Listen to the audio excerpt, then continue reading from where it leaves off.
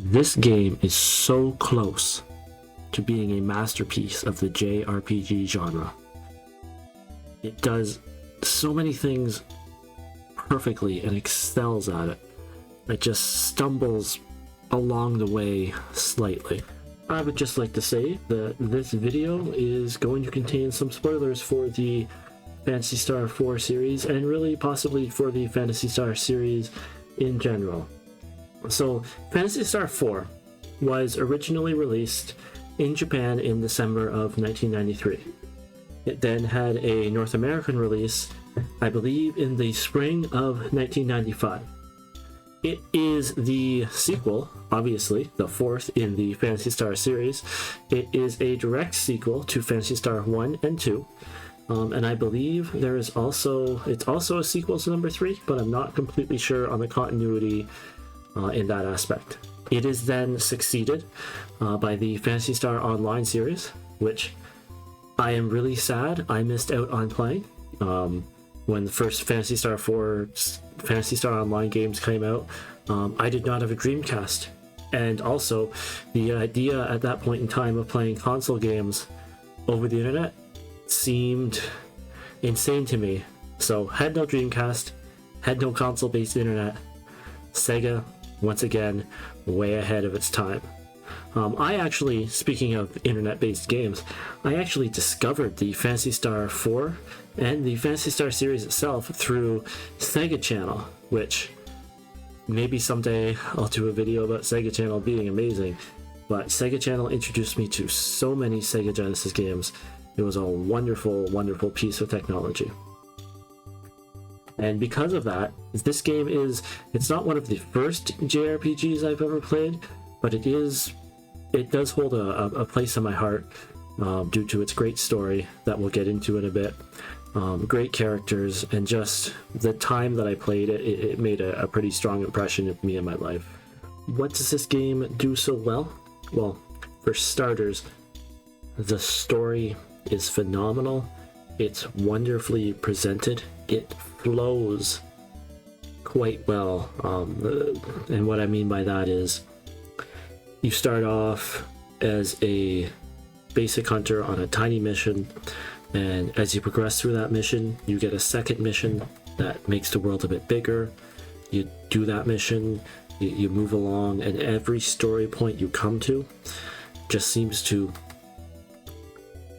make the world bigger, make the story bigger, but it progresses in a very natural way where each new element feels challenging, feels like a bigger deal, feels like you're progressing, but at no point do you kind of feel like you're long into a piece of story. Everything just seems to progress quite well. The story of the game, there's lots going on, but it's basically a coming-of-age story for the main protagonist, Chaz. Chaz starts the game as either a full-fledged hunter or a hunter in training underneath a higher-ranking hunter in Alice.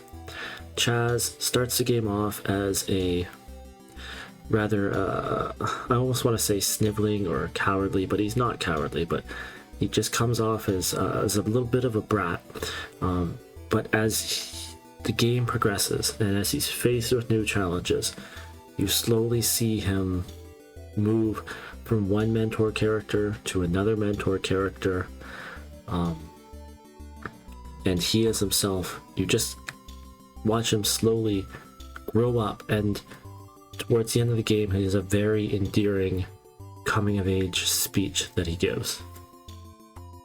In addition to Chaz, really, all of the characters in this game that show up, at a basic reason, have a completely understandable reason for being there. And your main characters, or the more important characters, they have a good, defined backstory that makes you care and makes their motivations understandable. Alice, who starts out in the game as sort of Chaz's mentor and the main bounty hunter on your team, provides leadership to Chaz, almost takes on the role of a big sister in a way, or we've never really been presented a reason why Alice cares for Chaz, but you can certainly see that there's a care in her to make sure that Chaz becomes a full-blown hunter and becomes a man and trying to help him grow up. Unfortunately, we don't see the end of Alice's arc for spoiler reasons. After you start the game with Alice and Chaz, and soon you're introduced to Han, who's just a student at the school. Your first mission is to investigate a school that has some monsters in the basement, and he's just a student at the school who's concerned. Why are there monsters in the basement? And he decides to tag along with you. You find the reason for the monsters. You find that there might be another reason for it, so he tags along to help you find that reason. And eventually, when he leaves the party, it seems almost like the logical end of when he should be leaving the party.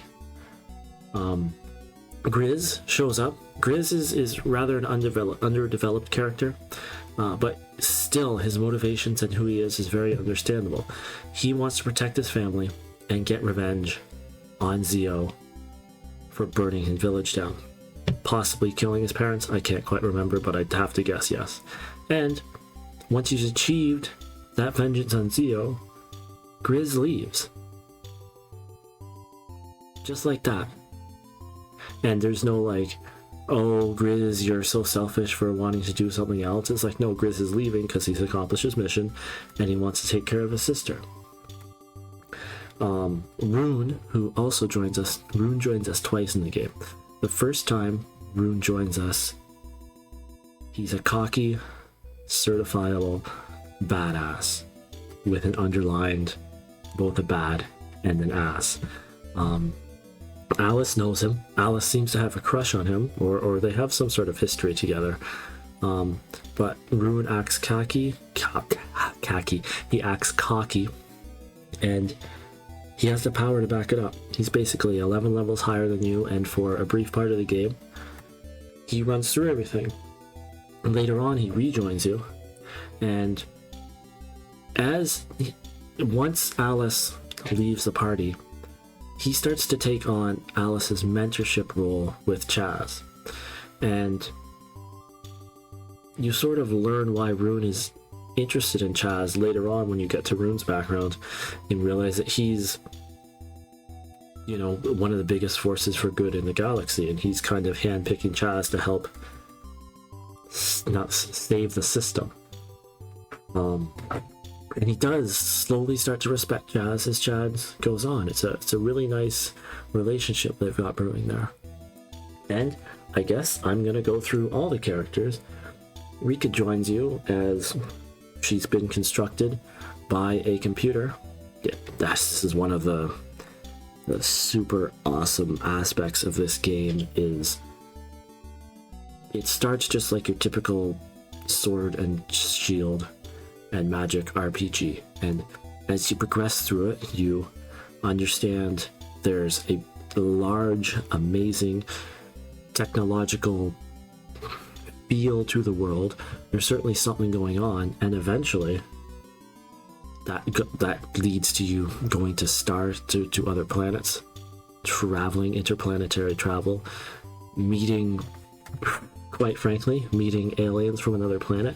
That, because this game is set, I believe, 1,000 years after Phantasy Star 2 or whatever, the humans living in the world don't know this at the time, so it's a very nice world building. But anyway, you come across Rune, Rika, who's basically what's classified as a Newman, but essentially it's more of a humanoid android, who's only lived in this lab, or this basically a lab, where she was built by Mother, a computer, and basically you get to experience so many things through her eyes, through her new eyes, that she hasn't seen before. She's basically the happy, cheer everybody up, has everybody back, member of the party. And when you get to this new planet and you meet these aliens, you run into Raja and Kira. Raja, who is a Desolian, which is a green alien creature. Basically, he's an old man looking for one more adventure. And you also run into Kira, who is basically, there's a disease that's getting into these Desolians, and she's there helping to find the cure. And she helps you unlock runes past, and just there's so much depth to these stories. And your other two characters are Ren and Demi, who are androids. And if we're gonna say there are characters who are a little bit underwritten, it is Ren and Demi.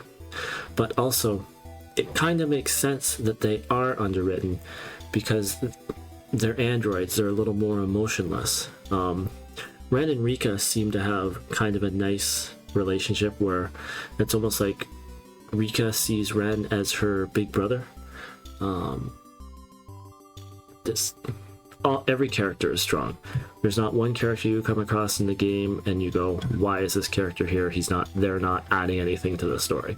And the stories are told by a rather unique presentation that I've really only seen in the Phantasy Star series offhand, but I do know there are a couple other JRPG series that do this. But the scenes and dialogue are presented through, we like to think of them as comic panels because I'm North American, but I guess they'd be manga style panels where you see a conversation happening and you get a picture of your characters reacting. If there's, oh, something bad has happened, there's an explosion in the distance, you get a picture of the explosion and your characters reacting, and it really adds some depth and emotions to the scene, and they can help limited dialogue feel so much more impressive, so much more impactful, so much more emotional. Speaking of emotional scenes, I mean, you're far enough into the video, I've already given you spoiler warnings, but Alice's death hit me as a person when I played this game harder than any other emotional video game moment ever. I can say that 11, 12, 13-year-old me, however old I was when I played this, we got teary watching Alice die. It's such a hard and emotional scene, and these manga panels showing the emotion, showing the characters with tears on their face, seeing Alice pass away, it just adds such an emotional depth to these moments that really can't be understated. And my god, the solar system that these games take place in, I think I personally make a bigger deal of it because of the space travel and because you're going to other worlds and other space stations, that it makes it feel grander. Because to be fair, the design of Notavia and the design of Desolus, if they were purely overworld maps and not interconnected planets, would be a little lacking. But because this is a game where you travel through space to reach other planets, it makes everything feel so much more epic. And the fact that they can take this story and this system and connect it to previous games, and there are points where they will pull lore from those previous games to just make the system and the world feel enormous. It's just a wonderful, wonderful place to explore. It was rather mind-blowing the first time we got, we're getting in a spaceship. Or even the underlying technology. When you're in Birth Valley and you walk through that door to access the computer system on the other side of it, it blows your mind. You can only imagine what the characters themselves are going through just to see this. And another thing that this game does well, especially for a game that was made in its time period, we're looking at a 1993 game, is it has side quests, and it does its side quests well in that they're properly integrated into the world. All of the side quests are done as Hunters Guild missions, and some of these side quests are, hey, go kill this creature. But others of these side quests are, hey, this person is missing. Go find out why they're missing. And you'll get a nice little scene or a humorous situation after you solve the puzzle of what they need, so that they can be rescued. And it just fits really well into the world because your side quests are bounty hunter missions, and you're supposed to be a bounty hunter. It makes sense that Chaz and Alice would take these on to supplement their income. And the most memorable one of these missions is actually probably the first mission you take on, which is you have to go and take down a sandworm, an adult sandworm. And at this point in the game, because you're like, this is really early on in the game, you've only fought baby sandworms. And when you come across this fully formed adult sandworm, it will rock your world.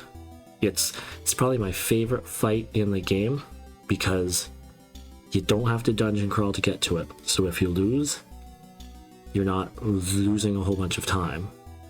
And it's hard, and it teaches you, it's the first fight in the game that teaches you the importance of buffing, getting your defenses up, improving your speed. Because if you don't, this sandworm will kill a character, depending on who it is, in 1 or 2 hits.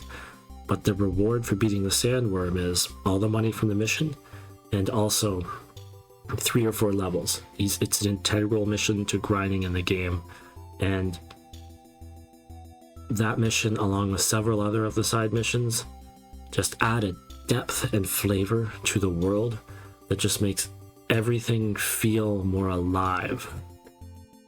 And while I do think the battle system in this game could use some improvements, the way they are presented, the over-the-shoulder view of your characters, and seeing them attack on the screen, and the attack animations of both yourselves and the enemy characters are quite unique and quite alive and quite vibrant. Also, another thing that you can do in battle that sort of gives it a little bit of complexity is your characters can combine attacks. So, if Han, we'll use Han as an example because he has combined attacks. If Han casts Watt, which is the ice spell equivalent of this game, and you have Rune or some other character cast Zan, which I think is a sandstorm attack. I'm not sure what element it is, but basically you can combine those two if the turn order happens for these people to go in order, and it'll create a new blizzard spell, which is stronger. And there's a whole bunch of these combined skills in the game, which just adds another depth and adds a sort of a coolness factor when you see this stuff proccing. One of the complaints I've always heard about this game and read about this game is that the music is not just subpar but bad, and I don't see it. Well, I don't think the music is, on the level of a Chrono Trigger or one of the mainline Final Fantasy games. I think the music is perfectly adequate. There are some stellar tracks behind the circuit or beneath the circuit. The music that plays when you are in a tech dungeon is phenomenal. It literally gets added to my normal playlist. There's times where I'm just like, I need to hear this piece of music.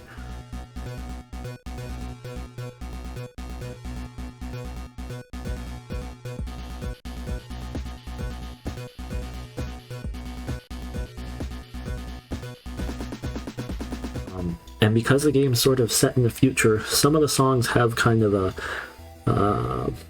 futuristic tone or a techno tone that kind of, this music sounds like music for a Sega Genesis game. There's a speed to it. There's a rave sort of aspect to it in a sense, or a techno aspect to some of the music. And there's also music in this game that just enhances your experience, like the sad music. And the only time I bring it up, I know there's lots of times where it happens, but the music that plays during Alice's death scene, along with the already mentioned manga panels and the words, it brings that emotion out to you in a very strong way that I can't really understand how music is a complaint in this game.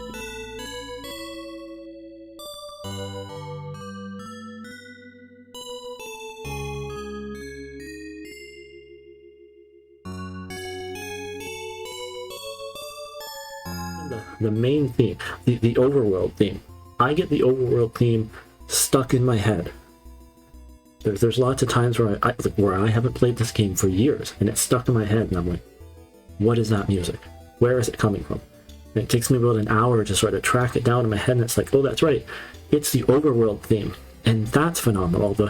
And you even get the whole sort of sonic attack in a way when you turn the game on, and that title theme just comes at you. It attacks you.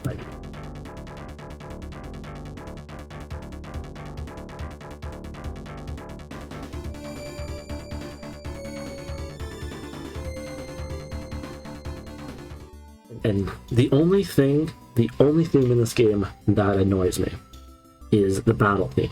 And that's not necessarily a problem of the battle theme. It's a problem with the random encounter rate in this game that is exceedingly high. It is one of the things that takes this game down a notch, stops it from being a masterpiece. There are times you can take 5 steps, random encounter, 5 steps, random encounter, and then all of a sudden you hear the start of this battle music again, and it's like, oh, I hate this song. But that's not the song's fault. That's the way the game has been built fault. And that's a big knock on this game. The random encounter rate is extremely high, mixed with the strength of these random encounters can almost be harder than the boss. Your issues when you dive into a dungeon, it's almost like surviving the random encounters until you get the boss, and once you get to the bosses, it's kind of a little bit easier. It's kind of a breather. It's like, oh my god, the random encounters have stopped at least. So speaking on that point, the dungeons, especially in the second half of the game, the dungeon design in this game is rather lackluster.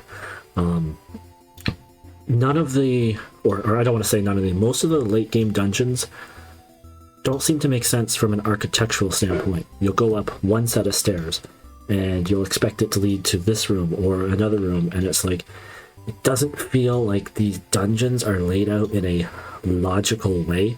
They don't make sense. Like, who builds a house where there's a room off to the side that doesn't connect to anything else? It's just confusing. And that, in a nutshell, is what really holds this game back from being a top-of-the-line JRPG, is the second half of the game slows down to a crawl, and specifically the air castle. Terrible place, but what happens is you have more of these bigger dungeons, so you get to have more experience with this high random encounter rate, mixed with the badly designed and lackluster dungeons, tends to drag the second half of this game down a bit. All those problems exist in the first half, mind you, but the dungeons are shorter. And the story is slightly tighter, not too much tighter. It's just the dungeon design, especially in the second half of this game, drags what could be a 9.5 game down into maybe an 8 or an 8.5 game. The battle system itself is also a little simplistic in that about halfway through the game, you have your boss battle strategy down tight. Nothing really changes. You set up your walls, your defense wall, your magic defense wall, you increase your agility, and then it's the same crosscut, double slash, keep your party alive with heals until the end of the game. Boss tactics don't really improve. It's just basically once you hit the point where the boss attacks everybody, that's about the hardness extent of the bosses as you're going to get tactics wise. They'll do more damage, but that's it. There are parts in the game where some of the bosses put in sleep spells, which would be scary if you didn't wake up from that sleep in 1 or 2 turns.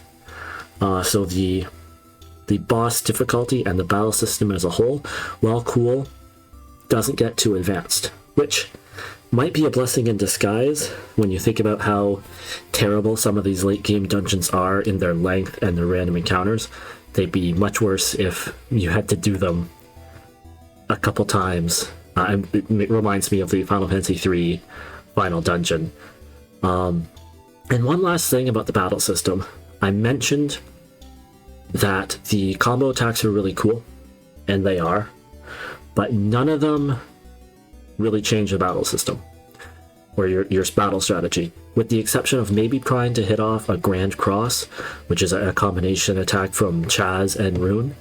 You really don't have time to take advantage of these combo spells in battle or in the boss fights when you actually have to plan, because usually to access these spells, your characters have to move in a certain set order. So characters who are doing one attack and another attack, they have to move right after each other. And the way you accomplish that is by entering macros. So you put your slowest character in front, so he goes first, and then you put the other character behind them, and that ensures that the macro happens, or that the combo attack happens, because they move in the right order. But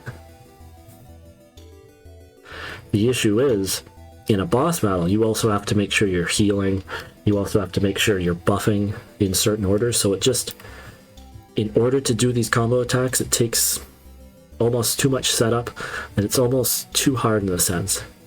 But I do love the idea.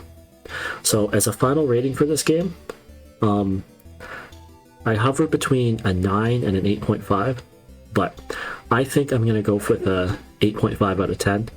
And the reason being is, yes, the Genesis is a weaker system, but this game was made at the same time Final Fantasy VI and Final Fantasy V were made, and just its comparison and its weaker points to some really stellar games, just, I have to knock it down a notch for that. But 8.5, phenomenal game. Take your time to play it. Maybe sometime I will take some time to play the other Phantasy Star games. That might make me appreciate this a little more. But yeah, this game holds a special place in my heart.